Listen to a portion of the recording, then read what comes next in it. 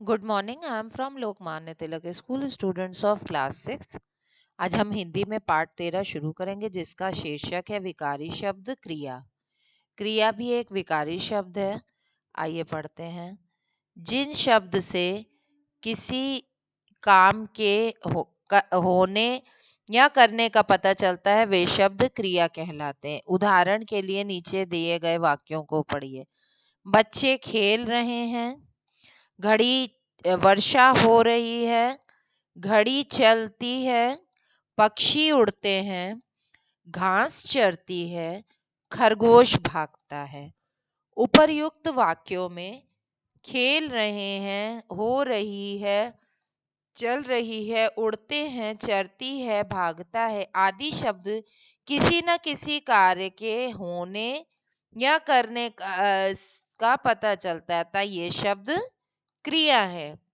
वे शब्द जिनसे किसी न किसी कार्य का करना या होना पाया जाए, उन्हें क्रिया कहते हैं। क्रिया किसे कहते हैं? जो शब्द जिन शब्दों से किसी कार्य के करने या होने का पता चले पाया जाए, उन्हें क्रिया कहते हैं। नीचे दिए गए वाक्यों में से क्रिया पर लिंग, वचन और कारक का प्रभाव स्पष्ट होता है। जैसे बालक खेलता है, लिंग परिवर्तन करेंगे तो बालिका क्या हो जाएगा? खेलती है। देखिए विकारक हो गया। बच्चा हंसता है, बच्चे हंसते हैं, वचन फर्क हो गया। लड़का गीत गाता है,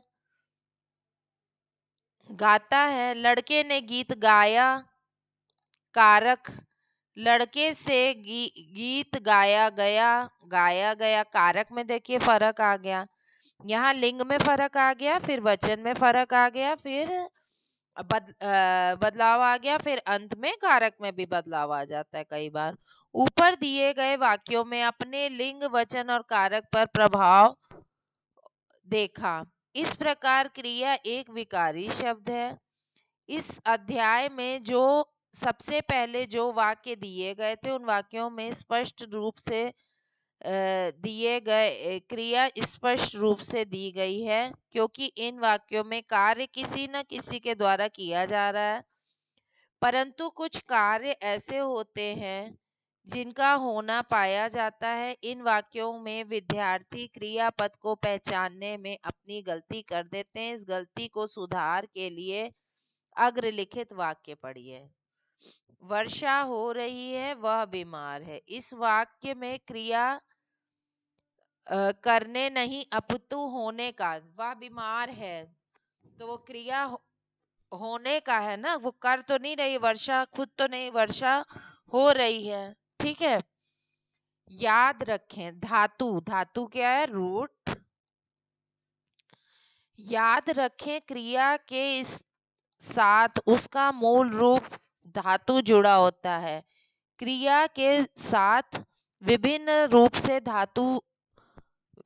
रूप धातु से ही बनते हैं, जैसे लिख, लिखना, पढ़, पढ़ना, खा, खाना। जैसे वह पढ़ती है, तब आप पढ़ती कर देते हैं ना, क्रिया के सामान्य रूप। और वह लिखता है, लिखना, उसे लिखना पसंद है, उसे पढ़ना पसंद है, तो ये धातु रूप है। इसमें आप सामान्य क्रियाओं रूप में उसको बदल देते हैं। अब क्रिया के भेद, काइंड्स ऑफ वर्ब। कर्म के आधार पर कुछ वाक्य कर्म युक्त होते, कुछ कर्म रहित होते हैं। उदाहरण के लिए वाक्यों को पढ़िए। पूजा नाच रही है, राजू गा रहा है। कर्म रहित। ठीक है। विशाल पतंग उड़ा रहा है। तमन्ना चित्र बना रही है, कर्म युक्त। ठीक है। कर्म रहित मतलब पूजा नाच रही है, राजू गा रहा है, विशाल कर्म रहित है। ठीक है। और कर्म युक्त कौन से हो गए? तमन्ना चित्र बना रही है। अतः कर्म के आधार पर निम्नलिखित दो भेद होते हैं: अकर्मक क्रिया, सकर्मक क्रिया। अकर्मक क्रिया, इंट्रांसिटिव वर्ब। जिन क्रियाओं में कर्म नहीं होता उन्हें अकर्मक क्रिया कहते हैं। जैसे वह रोता है, बच्चा हंसता है। उपयुक्त वाक्यों में कर्म नहीं है, रोना कोई काम नहीं है, वो अपने आप में कुछ कर रहा है। बच्चा हंसता है, उसको मतलब किसी दूसरी चीज के रोने के लिए आपको किसी चीज की जरूरत नहीं है, आपकी बॉडी में सेंस ऑर्गन है और रो रहा है। बच्चा हंसता है, अपने लिप्स से हंस रहा है, अपने माउथ से हंस रहा है, उसको कोई चीज की जरूरत नहीं है। इन वाक्यों में क्रिया का फल कर्ता पर ही पड़ता है। मतलब वो रो रहा है तो वो अपने आप में रो रहा है, उससे किसी को कोई वो फीलिंग छोड़ दीजिए, बाकी किसी पे कोई वो फर्क नहीं पड़ रहा है। तो कर्ता का उसी पे पड़ता है, वह रो रहा है तो वो अपने आप रो रहा है, बच्चा हंस रहा है तो अपने आप हंस रहा है, तो इसपे किसी कर्ता फल का कर्ता पर ही पड़ता है, जो कर रहा है उसी पे पड़ रहा है। अब सकर्मक क्रिया, ट्रांजिटिव वर्ब, जिन क्रियाओं में कर्म होता है उन्हें सकर्मक क्रिया कहते हैं। जैसे पूजा गीत गा रही है, किसको गा रही है पूजा? गीत को। ऋतु चित्र बना रही है, ऋतु क्या बना रही है? चित्र। उपर्युक्त वाक्यों में गीत और चित्र कर्म है। पूजा क्या कर रही है? गीत गा रही है। ऋतु क्या कर रही है? चित्र बना रही है, तो ये कर्म है। इन वाक्यों में क्रिया का फल कर्म पर पड़ता है। अगर वो बना रही है तो चित्र बन जाएगा, और गीत गा रही है तो गाने को गाया जा रहा है। अतः ये सभी सकर्मक क्रियाएं हैं। कौन सी क्रियाएं हैं? सकर्मक। सकर्मक क्रिया दो प्रकार की होती है, एक कर्मक, द्विकर्मक। एक कर्मक क्रियाएं, जिन क्रियाओं में एक कर्म होता है उन्हें एक कर्मक क्रिया कहते हैं। जैसे वह पत्र लिख रहा है, रोहित खाना खा रहा है। मतलब कि रोहित और खाना और पत्र और वह, यही दो है ना, एक ही एक है। मतलब वह एक है, वह राम को पत्र लिख रहा है, तब द्विकर्मक होती है। चलिए आइए देखें द्विकर्मक क्रिया। जिन क्रिया में दो कर्म होते हैं उन्हें द्विकर्मक है। जैसे माली पौधे को पानी दे रहा है, माली पानी दे रहा है नहीं, पौधे को। माली और पौधे दो जन हो गए ना। माता बच्चे को दूध पिला रही है, तो माता और बच्चे दो, माता पिला रही है, बच्चा पी रहा है, दोनों पर असर हो रहा है। माली पानी दे रहा है, पौधे को पानी मिल रहा है, दो हो गया, है ना। तो इसलिए द्विकर्मक क्रिया है।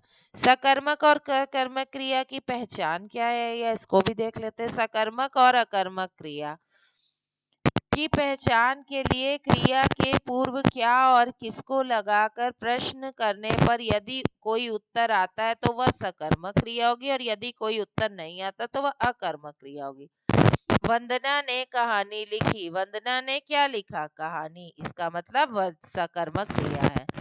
संरचना की दृष्टि से क्रिया के दो भेद होते हैं। संरचना की दृष्टि से क्रिया के निम्नलिखित भेद होते हैं, दो नहीं है, चार है। संयुक्त क्रिया, प्रेरणार्थक क्रिया, नाम धातु क्रिया, पूर्वकालीन क्रिया। अब संयुक्त क्रिया, कंपाउंड वर्ब, वे क्रिया जो संयुक्त रूप में कार्य करती है उन्हें संयुक्त क्रिया कहते हैं। जैसे कुत्ता भौंक चुका है, राजू ने सुन लिया, वह चुपचाप चला गया। नीचे दिए गए रंगीन छेपे शब्द संयुक्त क्रिया क्योंकि क्रियाएं संयुक्त रूप से प्रयुक्त हुई हैं। ठीक है, संयुक्त, कुत्ता भौंक चुका, राजू ने सुन लिया, मतलब संयुक्त क्रिया हो चुकी। ठीक है। प्रेरणात्मक क्रिया, जिन क्रिया शब्दों से यह पता चलता है कि कर्ता स्वयं काम के करने के करके किसी दूसरे को काम करने के लिए प्रेरित करता है, उसे प्रेरणार्थक क्रिया कहते हैं। मालिक नौकर से खाना बनवाता है, वह माली से पौधे लगवाता है। बनवाता लगवाता प्रेरणार्थक क्रियाएं हैं। प्रेरणार्थक क्रिया की दो प्रकार की होती है, प्रथम प्रेरणार्थक, द्वितीय प्रेरणा। प्रथम प्रेरणार्थक क्रिया में कर्ता स्वयं कार्य करता हुआ प्रेरणा देता है। गाय बछड़े को दूध पिलाती है, ठीक है, खुद पिला रही है ना गाय बछड़े को। मैं उसे कहानी सुना रहा हूँ, मैं और उसे। द्वितीय प्रेरणार्थक, दूसरी प्रेरणा कौन सी है? इसमें कर्ता स्वयं कार्य ना करके किसी दूसरे को काम करने की प्रेरणा देता है। जैसे मालकिन नौकर से कुत्ते को नहलवाती है, दूसरे देखो नौकर को वो कर रही है ना। मैं अपने मित्र से अध्यापक को कहानी सुनवाई। नीचे दिए गए प्रेरणार्थक और द्वितीय प्रेरणार्थक क्रियाएं मूल क्रियाएं सहित दी गई हैं, इन्हें पढ़ो और समझो। मूल क्रिया जगना, प्रथम प्रेरणार्थ जगाना और जगवाना। माँ माँ ने रोहित को जगाना शुरू किया, पिताजी ने माँ के द्वारा रोहित को जगवाना शुरू किया। ठीक है, समझिए इस चीज को। धोना धुलाना, धोबी ने कपड़े धोना शुरू किया। ठीक है, वो मालकिन ने कपड़े धुलाना शुरू कर दिया, मालकिन ने नौकर से कपड़े धुलवाने का काम किया। इस तरीके से समझे। प्रथम प्रेरणार्थक द्वितीय प्रेरणार्थक क्रियाओं के प्रयोग दिए गए हैं। अध्यापक पढ़ाता है, अध्यापक बच्चों को पढ़ाता है, अध्यापक विशाल से बच्चों को पढ़वाता है। ठीक है, वह दूध पीती है, वह दूध पीती है, वह बच्चों को दूध पिलाती है, वह बच्चों को नौकर से दूध पिलवाती है। नाम धातु क्रिया, नॉमिनल वर्ब। संज्ञा सर्वनाम विशेषण से बनने वाली क्रियाएं नाम धातु क्रियाएं कहलाती है। जैसे रंग, रंगना, साज, सजाना, बात बतियाना, हाथ हथियाना, गरम गरमाना, तोतला तुतलाना, झूठ झुठलाना, भिन्न भिन्न भिन भिनाना, जूता जुतियाना, अपना अपनाना। अब पूर्वकालीन कॉन्स्टिट्यूटिव वर्ब, जो क्रिया मुख्य रूप से पूर्व होती है उसे पूर्वकालीन क्रिया कहते। जैसे बच्चा खेलकर सो गया, विशाल कुत्ते को देखकर डर गया। इसमें खेल और देख पूर्व काल, मतलब वो देखा और सो गया, खेला और सो गया, मतलब पहले क्रिया हो गई है, और वो कुत्ते को देखा और डर गया। अब ध्यान देने योग्य बातें, वे शब्द जिनसे किसी क्रिया के करने या होने का बोध होता है उन्हें क्रिया कहते हैं। क्रिया विकारी शब्द है अर्थात लिंग वचन और कारक के क्रिया पर रूप रचना पर प्रभाव डालते हैं। कर्म के अनुसार क्रिया के दो भेद होते हैं, अकर्मक और सकर्मक क्रिया। संरचना की दृष्टि से चार भेद होते हैं। संयुक्त क्रिया, नाम धातु क्रिया, प्रेरणार्थक क्रिया, पूर्वकालीन क्रिया। प्रेरणार्थक क्रिया की दो प्रकार होती हैं, संज्ञा सर्वनाम से और विशेषण से बनने वाली क्रिया धातु नाम धातु कहलाती है। अब क्रिया की परिभाषा क्या है?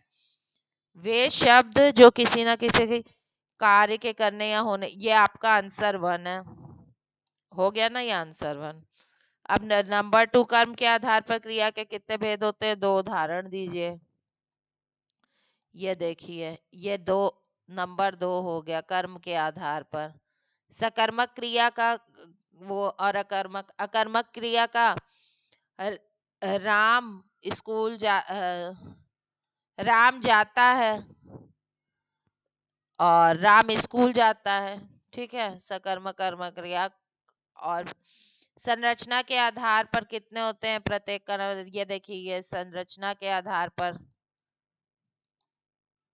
ये आंसर 2 है, 2 आंसर। और ये संरचना के आधार पर आंसर नंबर 3 हो गया आपका। चलिए, अब संयुक्त क्रिया का प्रयोग करते हुए 2 वाक्य बनाइए। ये देखिए संयुक्त क्रिया,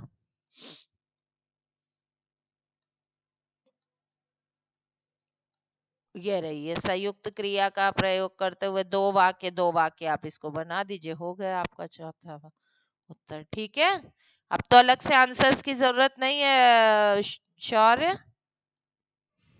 हाँ, अब इसी को आप बेटा कर लीजिएगा। अब क्या है? क्रिया का मूल रूप धातु होती है, सही। क्रिया शब्द से परिणाम का बोध होता है, गलत। दिया सही है भी। कर्म के आधार पर क्रिया के 5 भेद होते हैं, गलत। क्रिया एक अविकारी शब्द है, गलत। क्रिया एक विकारी शब्द है। निम्नलिखित शब्दों में क्रिया को रेखांकित है। हल चला रहा है, पक्षी उड़ रहे हैं, कहानी सुनाती है, नहाकर सो गया, वर्षा हो रही है। इसी के साथ आपका पाठ 13 समाप्त होता है। सभी बच्चे अपना अपना वर्क कंप्लीट कर लीजिए। Good day.